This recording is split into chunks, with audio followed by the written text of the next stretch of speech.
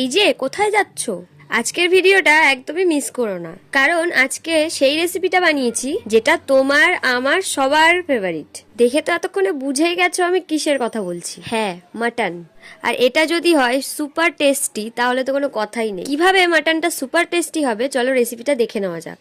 মাংসটাকে ভালো করে ধুয়ে 20 মিনিটের মতো জল ঝরাতে রাখতে হবে। এরপর পেঁপে বাটা, টক দই, হলুদ, মিট মশলা আর এদিকে গোটা গরম মশলা, ধনে, জিরে ও মৌরি ভেজে গুঁড়ো করে নিতে হবে। এখন সেই মশলাটাও ম্যারিনেশনে দিয়ে দিতে হবে। হাত দিয়ে ভালো করে মাখিয়ে 30 মিনিট মতো রেস্টে রাখতে হবে। কড়াইতে পরিমাণ মতো সর্ষের তেল দিয়ে তাতে গোটা গরম মশলা ফোড়ন দিতে হবে। এই পর্যায়ে দিয়ে দিতে হবে পেঁয়াজ কুচি, দিয়ে দিতে হবে আদা রসুন বাটা, শুকনো লঙ্কা ও জিরে বাটা। এরপর মশলাটাকে কিছুক্ষণ কষাতে হবে, 1 মিনিট মতো।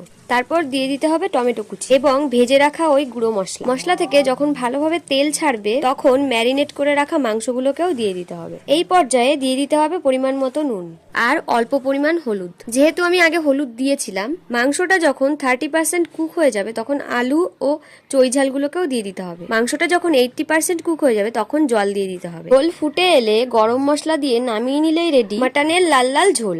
ফাটাফাটি টেস্ট।